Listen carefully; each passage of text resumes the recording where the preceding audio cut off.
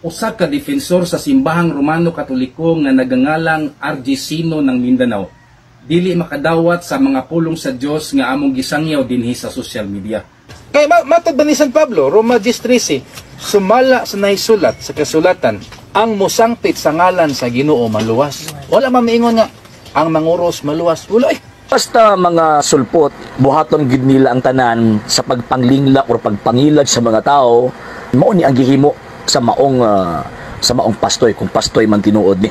Kay ang simbahang Katolika mao man ang gitagaan ni Kristo sa katungod, gitagaan ni Kristo sa otoridad sa pagtudlo mahitungod sa pulong sa Dios. Ang gisulti ni ining tawhana usa ka dako kayong bakak, tungod kay walay bisag usa ka bersikulo sa Biblia nga mabasa nga naghatag og katungod gahom ang Dios sa simbahang Romano Katoliko. Wala mga kaigsuonan. Ang gisulti ni ining tawhana usa ka dakong bakak mga kaigsuonan.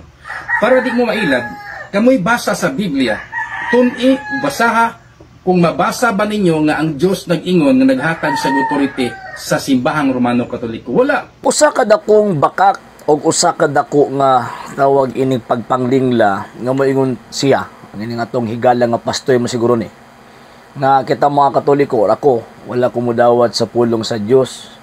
Abot og ba kanilipakin ning ato ang amigo. Kung walay simbahang Katoliko, kung walay Santa Iglesia Katolika Apostolika Romana, dili mo kaila og Biblia nga sinulat nga pulong sa Dios. Ang Santa Iglesia Katolika Apostolika Romana mao ang pinakaunang nagtudlo nga ang Biblia that composed of Old and New Testament nga naay chapter and verses nga nakabutang ni anang maong gitawag og libro o nya officially compiled. Buti pasabot canonically tawag ining arranged and declared nga kining maong mga libro final kini ang naghimo ni ana ang simbahang Katoliko. So kung dili ko motuo sa pulong sa Dios, tabla ra nga wala ko motuo sa Santa Iglesia Katolika Apostolika Romana nga siya pinakaun nagtudlo ni anang maong gitawag og butanga or ni anang maong doktrina ha. Actually doktrina magud na kay teaching man sa simbahang Katoliko. Unya kanang doktrina dili na mabasa sa Biblia eh. Kanang ang Biblia sinulat nga pulong sa Dios di na mabasa sa Biblia. Gituuhan na mo ng Katoliko bisan pag di mabasa sa Biblia sa hinungdan nga tudlo kini sa iglesyang gitukod ni Kristo. Kamo nituuman mo nga ang Biblia sinulat nga pulong sa Dios, kinsa pinagtudlo ninyo ana? Nga dili man na mabasa sa balang kasulatan. Kung ang prinsipyo dili mabasa di tinuod or ang di mabasa dili ninyo tawag ining tuuhan, nganong mituuman mo nga ang Biblia sinulat nga pulong sa Dios nga dili man na nasulat or wala man na nasulat sa balaang kasulatan. Malang ayaw mi butang-butang ito nga wala mituo. Ang dili namo madawat doy kanang inyong hilo. Kanang hilo nga naa sa inyong bakba nga makapatay og kalag sa mga inosenteng Katoliko. Mo na dili namo dawaton. Number 2 point. Nangita siya mabasa sa Biblia nga asa daw kuno sa Biblia nga ang simbahang Romano Katoliko gipiyalan ni Kristo sa pagtudlo sa gitawag og maayong balita. Actually implicitly daghan eh. For example, kanang gingon ni Ginoong Kristo nga panlakaw kamo sa tanang katawhan sa tibuok kalibutan, bautismoy sila sa ngalan sa Amahan, Anak ug Espiritu Santo ug tudloy sila sa tanan nga akong gisugo ninyo. Kanang mga gisultian ni Kristo nga tudloi sila sa tanan nga akong gisugo ninyo as far as history is concerned, refer na simbahang Katoliko. Nga naman, kaya ang sumpay ni Kristo, ako magauban kaninyo kanunay hangtod sa katapusan sa kalibutan. Buti pasabot from the time sa iyang Great Commission nga gihimo sa mga apostol until now di mohunong ng maong pag-uban ni Kristo sa iyang iglesia. So kinsa man na, kamo day na. Nga Protestanti man mo. Nisulpot lang mo after Martin Luther. So,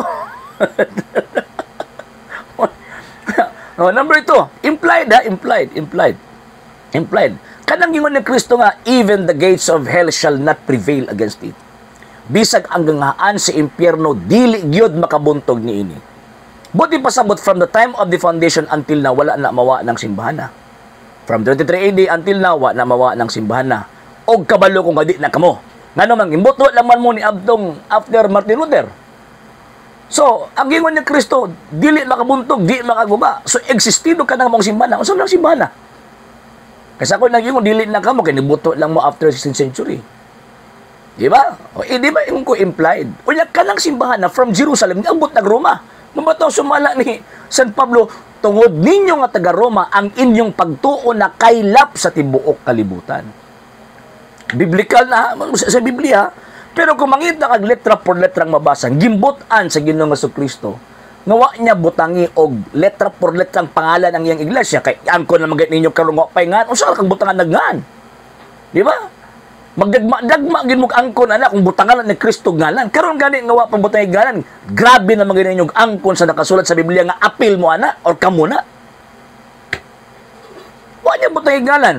Pero it does not mean nga di mo na makita ng iglesia karon, kay di ba naay kinaiya sa iglesia nga di siya mawala O again kabalo ko nga dili na kamo kay kanang inyong sekta sulpot lang. Di ba? Kabalo gyud ko nga dili na kamo.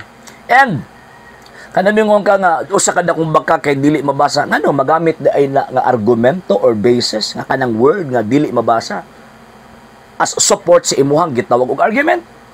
Dili di na magamit mo ra ba nag-claim ka usa ka titulo ba?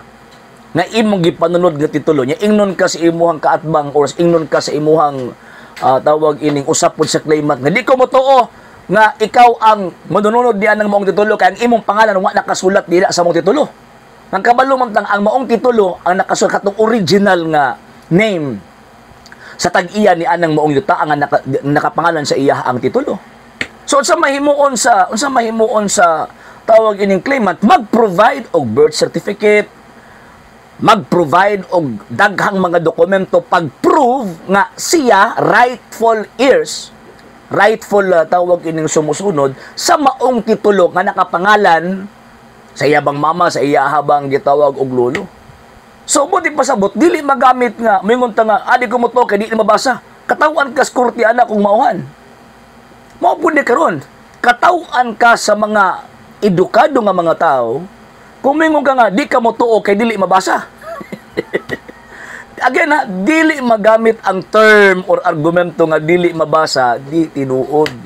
Di na magamit o di ka maka-prove komo kay di mabasa, bakak na ang gitawag og pagtulunan. Kay bisan gani ikaw og ang imong pondo kag giparehistro di na mabasa sa Biblia pero nagpasakop ka na. So again, biblically and historically speaking, ang simbahang Katoliko mao nang gipiyalan ni Kristo sa pagtudlo sa maayong balita. Mao na ang gipiyalan ni Ginoong Jesucristo nga isangyaw ang maayong balita. Kaya kung wala pa nagipiyal ng simbahang Katoliko, again, dili mo makabaton og Biblia. Di mo makabaton og pagtulunan nga ang Biblia sinulat nga pulong sa Dios. Dapat magpasalamat unta mo simbahang Katoliko. Pero ang problema, pagkawa po ninyo yung mga pulos, pagkawa po ninyo yung mga puangod, human ninyo gigamit ang libro sa simbahang Katoliko, human ninyo gigamit o gipahimuslan ang Biblia nga giingon simbahang Katoliko sinulat nga pulong sa Dios. Atakihon pag yun ninyo ang nagbuhat. Kung ako'y membro ninyo, wabiyaan ta mo.